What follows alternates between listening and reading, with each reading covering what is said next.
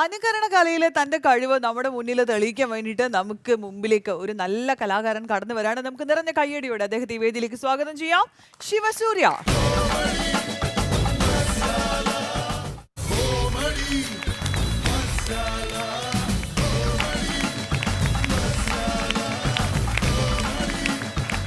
Shivasurya comedy മസാലയിലേക്ക് സ്വാഗതം. അപ്പൊ എന്ത് പെർഫോമൻസ് ആണ് ഇന്ന് നമുക്ക് വേണ്ടിയിട്ട് ഒരുക്കിയിരിക്കുന്നത്? സാധാരണ ഞാൻ വന്നു കഴിഞ്ഞാൽ ലാലേട്ടനെ പറയണമെന്നാണ്, എപ്പോഴും ലാലേട്ടനെയാണ് പറയുന്നത്. എന്നാലും ലാലേട്ടനെ പറയണം എന്നുള്ളതാണ്. അപ്പൊ നമ്മുടെ ഇവിടെ വന്നതുകൊണ്ട് തീർച്ചയായിട്ടും ലാലേട്ടൻ ഇപ്പൊ ഇവിടെ വന്നാൽ എന്ത് പറയൂ എന്നുള്ളത് കേൾക്കണ്ടേ? അതല്ലേ? അപ്പൊ ലാലേട്ടനെ തന്നെ തുടങ്ങാം. കോമഡി മസാല അല്ലയോ? അതെ, ശരി. അപ്പൊ കോമഡി മസാലയില് പ്രിയപ്പെട്ട ലാൽ സാർ വരികയാണ്. ഒരുപാട് ഇഷ്ടമുണ്ട് ഈ കോമഡി മസാലയിലെത്തിയത്.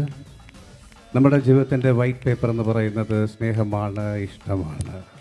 എല്ലാ നന്മകളും ഈ കോമഡി മസാലയ്ക്ക് ഉണ്ടാകട്ടെ എന്ന് പ്രാർത്ഥിക്കുന്നു. Thank you. ഇഷ്ടപ്പെട്ടോ ഓഡിയൻസ്? ഓഡിയൻസ് കൈയടിച്ച് സമ്മതം അറിയിച്ചിട്ടുണ്ട്. ഇഷ്ടപ്പെട്ടു. സോ അടുത്തത് നമുക്ക് രാജമാണിക്യം എന്ന് പറയുന്ന നമ്മുടെ ഇക്ക ചെയ്ത രാജമാണിക്യം.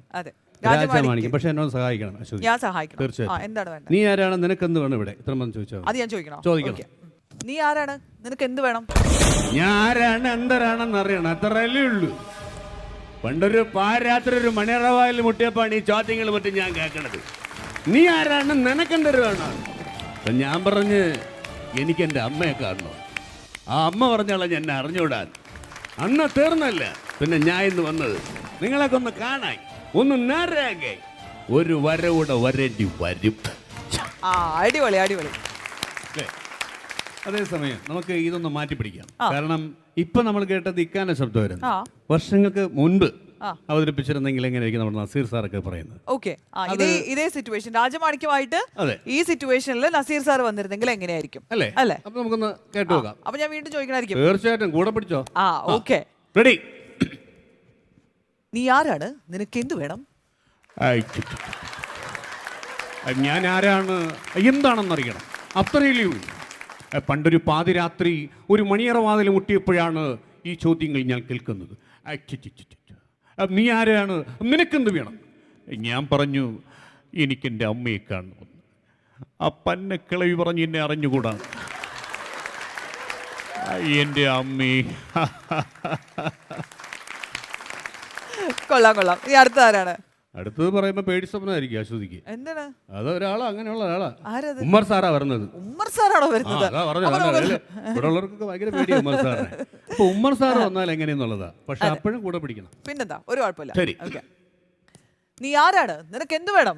ഞാൻ ആരെയാണ്, എന്താണെന്നറിയണം, അത്രയല്ലേ ഉള്ളൂ. പണ്ടൊരു പാതിരാത്രി ഒരു മണിയറുവാതിൽ മുട്ടിയപ്പോഴാ ഈ ചോദ്യങ്ങളും മറ്റും ഞാൻ കേൾക്കുന്നത്. നീ ആരെയാ, നിനക്കെന്ത് വേണമെന്ന്? ഞാൻ പറഞ്ഞു എനിക്ക് എൻ്റെ അമ്മച്ചയെ കാണണമെന്ന്. ആ പൊന്നെ കിളവി പറഞ്ഞു എന്നെ അറിയൂടെ. ഓർമ്മയിരിക്കട്ടെ, ഇനി ഞാൻ വരും. അങ്ങനെ ഉമ്മർ സാറിന്റെ എൻട്രിയും അടിപൊളിയായി. ഇനി ഇതിപ്പോ നമ്മുടെ ജഗതി ചേട്ടനാണ് ചെയ്തെങ്കിൽ, ജഗതി ചേട്ടൻ ഇതേ വേഷം ചെയ്യുകയാണെങ്കിൽ നമ്മൾ സാധാരണ കിലുക്കത്തിലൊക്കെ അങ്ങനെ ഒരു സംഭവം കേട്ടിട്ടുള്ളൂ. അപ്പൊ വീണ്ടും കൂടെ പിടിച്ചോ. ഓക്കെ. നീ ആരാണ്, നിനക്ക് എന്ത് വേണം? ഞാൻ ആരാണ്, എന്തരാണെന്നറിയണം, അത്രയല്ലേ ഉള്ളൂ. പണ്ടൊരു പാതിരാത്രി ഒരു മണിയറവാതിൽ മുട്ടിയപ്പോഴാണ് ഈ ചോദ്യങ്ങളും മറ്റും ഞാൻ കേൾക്കുന്നത്. ആരാണ്, നിനക്കെന്തിന് വേണമെന്ന്? ചോപ്പറച്ചെനിക്ക് എൻ്റെ അമ്മച്ചയെ കാണുമെന്ന്. അവൻ്റെ കളി ഇറങ്ങി എന്നെ അറിഞ്ഞുകൊടുത്ത് പോട്ടടേ. ജഗതി ചേട്ടൻ പൊളിച്ച് അടിപൊളി. എന്തായാലും നമുക്ക് ഇനി അടുത്ത് അങ്ങോട്ട് നമ്മുടെ ലാലേട്ടൻ്റെ ഒരു ഇന്റർവ്യൂവിലോട്ട് പോയാലോ? തീർച്ചയായിട്ടും ലാലേട്ടന്റെ ഇന്റർവ്യൂ. തീർച്ചയായിട്ടും ഈ സമയം മുതൽ ഞാൻ ലാലേട്ടനായിട്ട് മാറുന്നു. എന്റെ പ്രിയ പ്രേക്ഷകർക്കും എന്റെ കൂട്ടുകാർക്കും എല്ലാവർക്കും ചോദ്യങ്ങൾ ലാലേട്ടനോട് ചോദിക്കാം.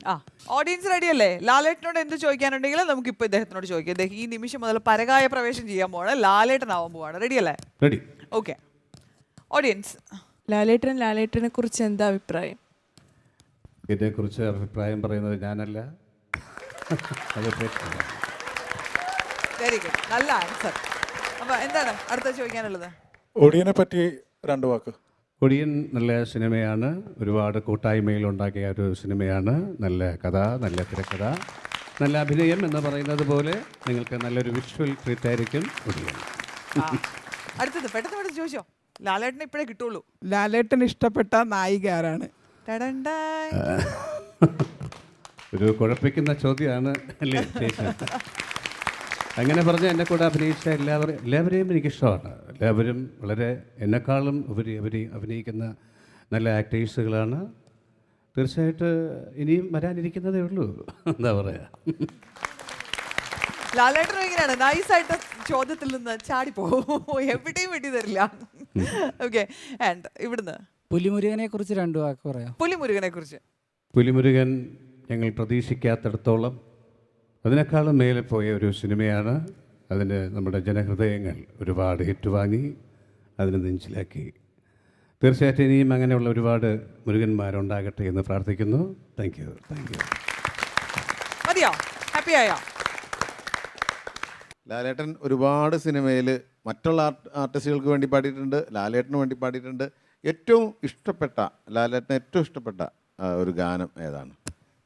ഞാൻ അഭിനയിച്ച പടത്തിലെ എല്ലാ പാട്ടുകളും എനിക്കിഷ്ടമാണ്. പക്ഷേ എന്നാലും എനിക്ക് സേതുമാധവൻ കിരീടം തന്ന ഒരു പാട്ട് വളരെ ഇഷ്ടമാണ്. അത് എവിടെ പോയാലും എനിക്ക് വളരെ നൊസ്റ്റാൾജിയ ഫീൽ ചെയ്യുന്ന പാട്ട് നിങ്ങൾക്കായിട്ട് രണ്ടുപേരി. കണ്ണീർ പൂവിൻ്റെ കവിളിൽ തലോടി ഈണം മുഴങ്ങും പഴം പാട്ടിൽ മുങ്ങി മറുവാക്കു കേൾക്കാൻ കാത്തു നിൽക്കാതെ പൂത്തുമ്പി എന്തേ മറഞ്ഞു എൻ്റെ പുള്ളൂർക്കുടം പോലെ അസലായി, നന്നായിട്ട് പാടി. ആ ലാലേട്ടന്റെ ശബ്ദത്തിൽ കേൾക്കുന്ന ചെറിയ ഒരു വൈബ്രേഷൻ അതുപോലും കറക്റ്റായിട്ട് നന്നായിട്ട് പാടി. Thank you. Good job. Lalettan, ആ പ്രണയം സിനിമ വളരെ ഒരു വ്യത്യസ്ത മൂഡിലാണ് ലാലേട്ടൻ ചെയ്തത്. അപ്പോൾ ആ സിനിമയിലെ ഡയലോഗോ അല്ലെങ്കിൽ ആ സിനിമയെക്കുറിച്ച് എന്തെങ്കിലും? ഈ മരണമെന്ന് പറയുന്നത് പെട്ടെന്നൊരു ദിവസം സംഭവിക്കുന്ന ഒന്നല്ല. ഒരു ശ്വാസത്തിനും അടുത്ത ശ്വാസത്തിനും ഇടയ്ക്കുള്ള സ്പ്രിങ്സ് മരണം സംഭവിക്കുന്നു. ഈ ഗ്രേസിന് ഭയങ്കര പേടിയാണ് മരണത്തെ. ഞാൻ മരിക്കുന്നതിന് മുമ്പ് മരിക്കണമെന്നാവത്ത്. എന്താ പറയാ, കല്യാണം കഴിഞ്ഞിട്ട് എത്ര ദിവസം കഴിഞ്ഞിട്ടാണെന്ന് അറിയോ ഒന്നും മിണ്ടിയത് പോലും.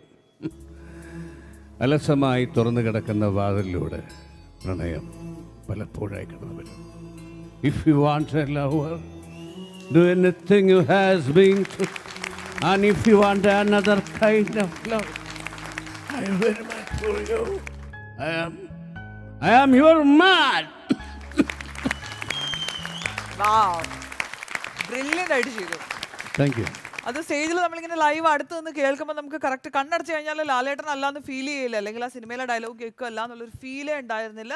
Brilliant, good job. Thank you very much.